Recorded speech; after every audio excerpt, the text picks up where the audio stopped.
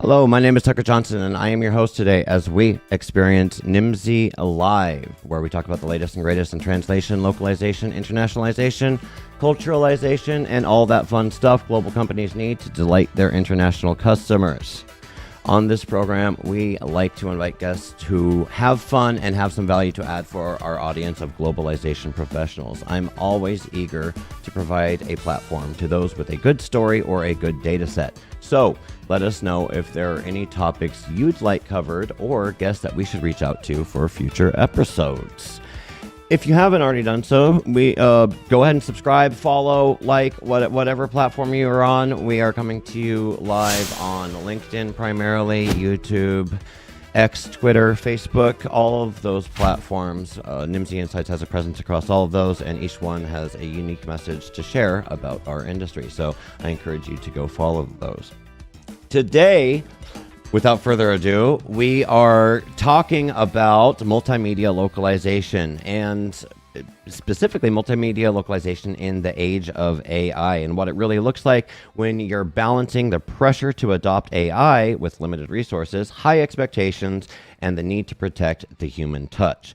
Joining me is Carrie Fischer, Globalization Services Director at Subway. Carrie supports the localization needs of one of the world's most recognizable brands as a team of one, including multimedia training content used by franchises and sandwich artists around the world in international markets. At Local 55 in Dublin, Carrie shared how she uses AI to streamline workflows and scale her impact while keeping business firmly in control of the words, especially when the risks are high. She was joined by a panel of experts, including James Jamison, who moderated the panel, and Tom Bridges from Caption Hub, and Miriam Moyano Reifenrath from Riot Games.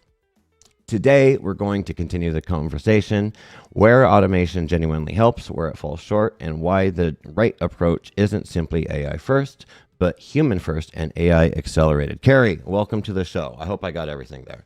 You got it. Thank you. Thanks for having me. And Tucker, I wanted to make you feel super comfortable. So, I don't. Oh, you my trademark. Where's your hat? I love it. Hat. It doesn't fit with the headphones. It doesn't fit with the headphones. It's okay. It messes with my hair. I'll leave it off today. Well, it's good to see you. Welcome to the show. As I was saying in the intro, we just saw you recently in Local 55 in Dublin. You moderated you did participate in several sessions. You also took part in a session with my colleague Beata. Yes, I did. Yeah, so you're a busy gal. But what I want to talk about today is this multilingual or multimedia and AI. And how that works. Really focusing on your part. We can let the other panelists speak for themselves in the transcripts, but really, just paint me a picture.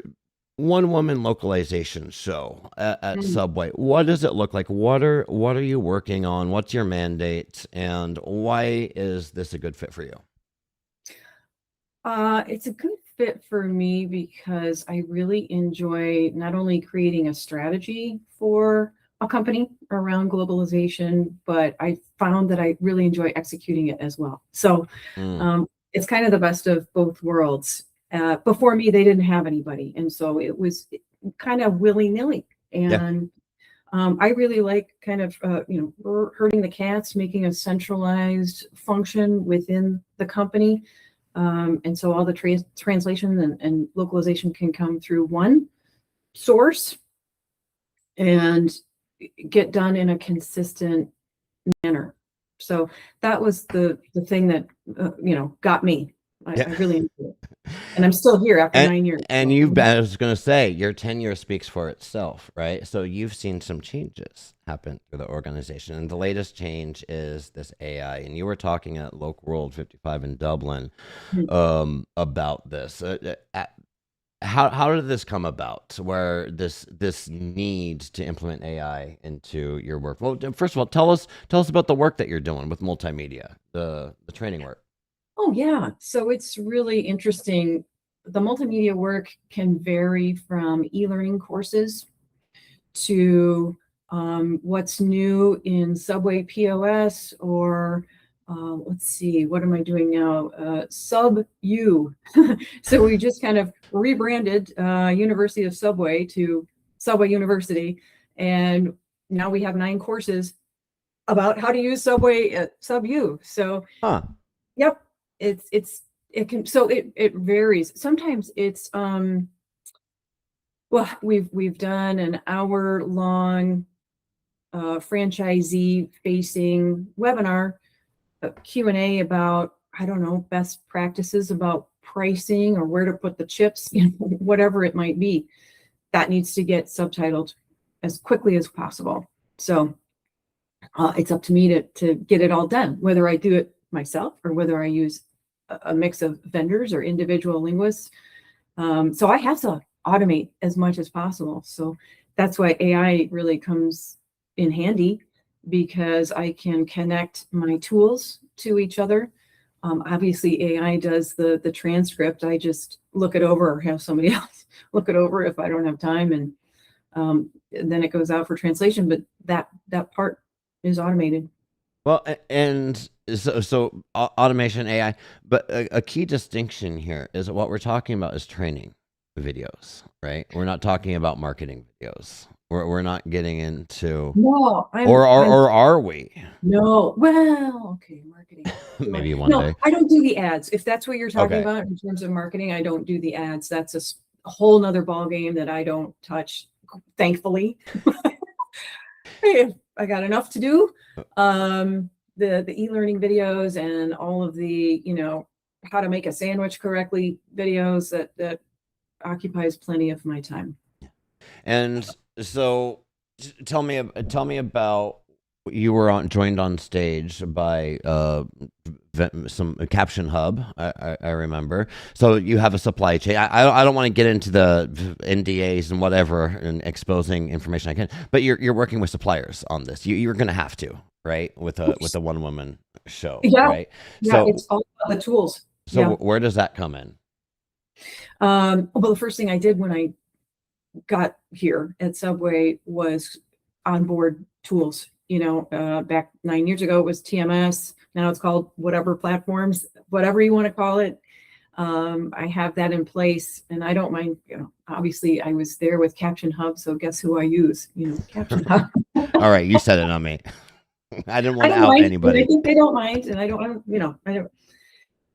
I don't think I'm going against any NDA that I know of, but yes. And so, Caption Hub has a link to my platform and vice versa. So things can flow back and forth. And that's what I use. It's, like I said, it's all about the tools and centralization and setting up workflows so you don't have to do a lot of work, that kind of work. Well, and for every workflow, for every process, we know that, well, perhaps not everyone, but in my experience, if you manage your life the way that I do, usually if you have a best practice or a workflow, it's because there was a problem at some point, and it was a best practice was implemented for a reason. There were lessons learned along the way, right? And I wanted to ask you about, in your at Local, I remember you were talking about your biggest nightmare project, right? I just mentioned it too. It's Yeah. those webinars. Yeah. So that was it. Yes. And that's, it's all also about the type of content it is, having to subtitle it, kind of like, I felt like it was redoing the work. So we have to get it out there. We have to put that recording on the extranet for the franchisees to consume who weren't at the webinar live. So I had to come up with a mechanism to do that. And because it's kind of low risk, we don't spend a ton of time on it. Unlike something like how to use our slicer, which needs to be pretty darn correct. That could be higher risk, right? Otherwise, you might end up risking a thumb. That's exactly right. The finger could be one. I mean, there's enough, I think, security things in place, safety things in place that won't happen. But we gotta. Well, what I've realized is as I'm managing my own stuff here at Nimdzi Insights, is in the day and age of AI, this idea of duplication of work. Because you said I don't want to redo the transcripts. Like if I have transcripts from the live interpreter, why am I going to redo the transcript? This idea of like I don't want to redo things is kind of going out the window because things that used to take hours, if not days, can literally take seconds, if not or Yeah, minutes, I know. right? And Great. so it's just fundamentally changing the way that we do things down to the spreadsheet level. So what do I mean by that? I mean, I'm a spreadsheet guy. I'm a project manager. I love me a good spreadsheet with some formulas that auto update and drop down field tracking sheets. Love it. But what I'm realizing now, why do I need a spreadsheet when I can just have a trained LLM that knows I'm feeding information into that, it's digesting it, and it can feed it back out to me. It's like, oh, is my project on time? Yes. Okay. There you go. Right. And yes, I know there's a response to that. Like, there is a good reason why I can't just do that, and I still need spreadsheets. But it's an interesting conversation because it makes us wonder, like, what's next? We're using AI for multimedia training videos now. What's next? What are you going to automate next, Carrie? Right? What a great question. Yeah. It's funny because I consider myself a late adopter of anything. Uh, so it was I'm piloting right now, just AI in general, not necessarily around multimedia, but um, so yeah, so I don't Well, know let, what's let me next. ask you. You know what I do? I rely on the vendors. I rely on my vendors and my partners to really go, you know what? We've been working with you for 7 years now. You use these tools. Let's put maybe this process in place and save you some time and money. Thanks. Yeah. Well, but that was going to be my follow-up Uh, question is AI, because this build versus buy conversation is happening. And I know it wasn't part of your talk at Local World, but I'm sure right. you heard about it, Oh yeah.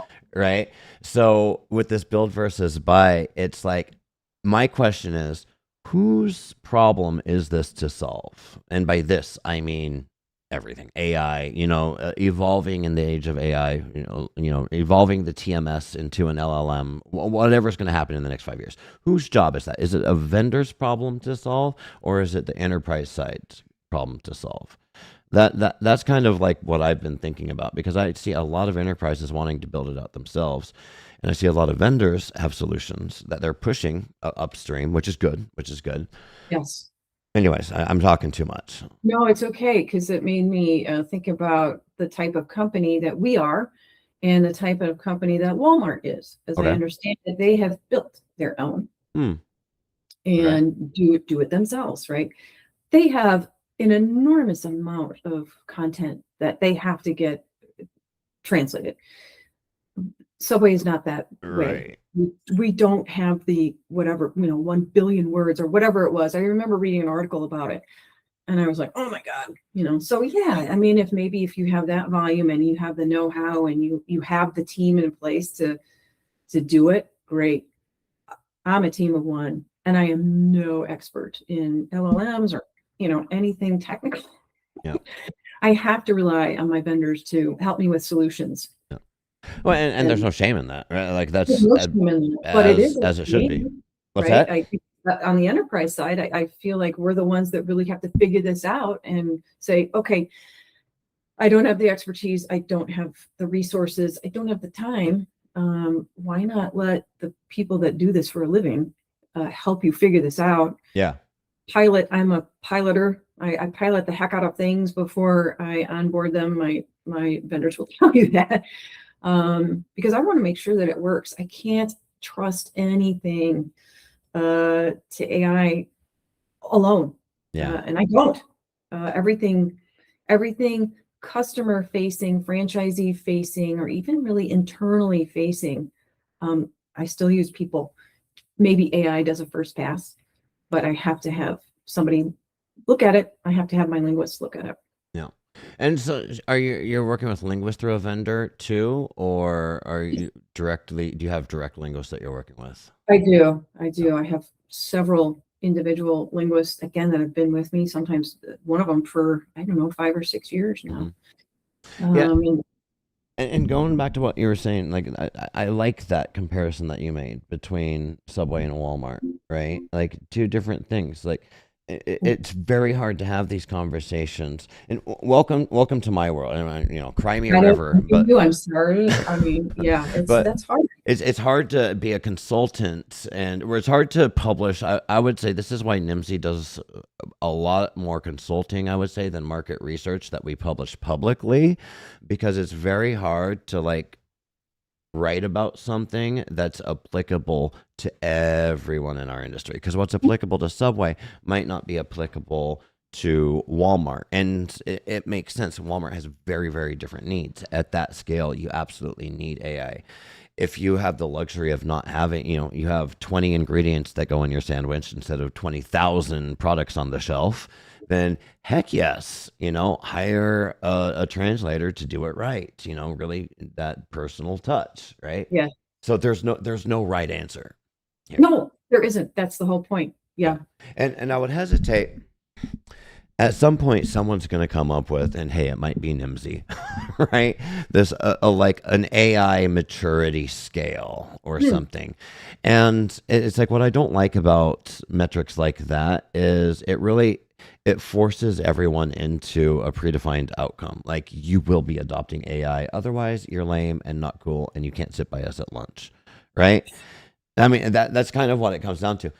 But I mean, why does the local school district who translates, well, maybe that's a bad example. That would be a really good AI use case, I would say. But it's like not everybody. Why does the boutique, marketing firm need to use AI? Yeah, they don't, right? Not yet. It's true. Yeah. I mean, if AI can help them generate ideas, Mhm. great. When we come up with a new concept or a new sandwich or a new loyalty program, which happens quite a bit, we have to figure out how we're going to present that in different markets. And it's really fun, I think, to come up with that. And it's a combination, right, of AI and human beings. What would MVP rewards look like in, Quebec or Germany? Because, most valuable player doesn't really work anywhere else.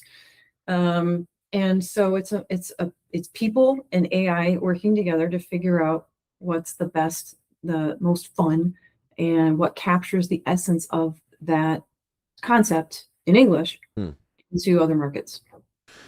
Yeah, and this idea of people and AI working together, and in my experience, is AI has been a very like grassroots empowerment movement, I want to say. And what do I mean by that? I mean like it's really empowered the project manager class, or Yeah. that below, not the VPs. We're not talking about the C-suite. The C-suites are the one, they're talking about AI. They're loving the idea of AI. But I have yet to see any like meaningful and like good return on investment full company implementations of AI, right? And people are going to trash me in the comments. They're going to say, "What about this? What about this?" But hear me out. Where I've seen AI really make a difference is on that individual level, by helping the junior project manager write a better email, right? Sure. By helping the solutions architect, fix their code that they're desperately trying to fix, right? Yeah. And these are all things that are done like without a mandate from above. It's just people adopting AI, and that's where I've seen kind of the magic happen. I don't know. Might just be me though. No, I like you said, I think it differs between companies. So if you saw the panel at World or saw the transcript, our CEO said, if you're not, and he's Irish, so I can imitate his accent. If you're not using AI, leave the room. So from a Subway standpoint, they have implemented from the C-suite down, and vice versa. I mean, we were all using AI kind of without not consent, but we didn't have a policy. We do Yeah. now. Yeah. And we had a couple of key, people who showed others how to use it and how it was useful. And because we have a lot of disparate systems, a lot of programs that don't talk to each other. Sure, And sure. so we grab data from this database, that database, and this database, and then spreadsheet hell came into play. And well, now AI does this for us, and it formats it for us. I'm saying us. I don't use it Yeah, yeah. in that way, but my managers do. Because they're the head of operations. So it's saved a lot of time, headache, energy, and it looks better, Yeah. than we could do ourselves. Well, yeah, no, it's if I'm a translator. No, I'm not going to talk about. I don't want to get. I don't want to make a statement about translation and AI, but as a writer, because I may not be a translator, but I write content, right? Yes. I need to be using it now. It's Mm. like I can't. I was just talking to a colleague of mine yesterday. We've known each other for a long time, and old solutions architect. We've worked on many proposals together, and I was saying, how did I used to write 50-page proposals I from clickety clackety clickety, staying up at night? I don't remember. That was so long ago. That was a dark and distant time. It was the Wild West, right? the dark Now, ages. yeah, Yes. first pass AI.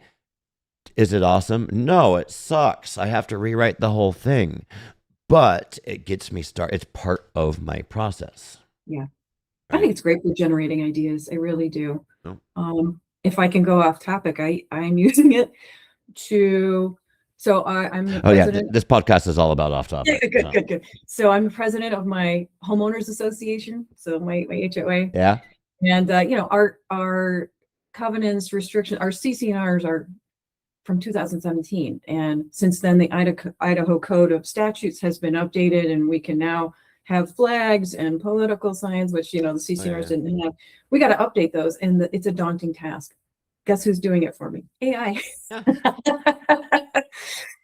Because it can go out and research, okay, what has Idaho updated in the last 9 years or 19 years? And so it does it for me. Yeah. So it's the use of AI, I think, has just been, I don't know, super helpful. I know people are anti-AI, and that's okay too.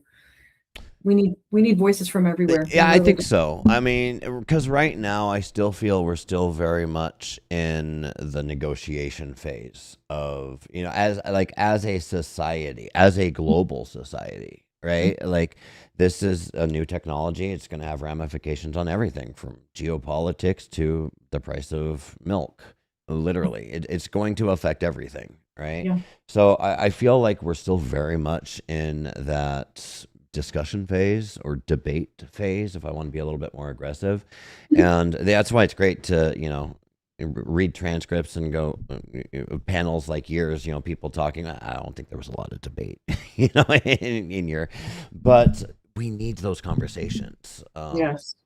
So, what's the next conversation? Are you speaking next time at Local World, or are they putting you on the bench? I have no. I'm not included on the Oh, gotcha. agenda. I thought this was a lead-in. No, Yeah. So I'll be I'll no, be in. it's a lead in for. I'm opening the door for you to plug your next speaking engagement. Yes. So I'll be at Local World in Vancouver, talking about teams of one. Awesome. Yeah, and how to get it done. And then I'll also be at ALC in San Diego in September, talking about language companies, or whatever we're calling them now, still need to hear from the client side and what we're doing, our expectations, how do we choose a vendor? I mean, the basics, right? We're all trying to survive in this thriving ecosystem. So again, we need as many voices as possible. Awesome. Well, with that, I think we can wrap this at half an hour today, Carrie, if that's okay with you. Because speaking of Local World, exhibit sales just went on sale 25 minutes ago. Uh-oh. So they're clamoring at the door to get in there. So I've got a busy day today. Carrie, always good to talk to you. You too, Tucker. Good to see you. Thank you so much. I'm going to take us out here Ladies, gentlemen, chat, thank you for your time today. It's been my pleasure to lead you through this Nimdzi Live experience. If you enjoyed this experience, join us next time tomorrow when I'm going to be doing, so we have kind of a double feature this week. I'm going to be doing another one tomorrow, and I think maybe one on Thursday, too. We're going to get this going again. I appreciate our guest today, Carrie Fischer. I appreciate my colleagues here at Nimdzi Insights doing all the hard work so that we can have these interesting conversations. And finally, I appreciate you, the audience, who are joining us live today. And I look forward to next time. Cheers.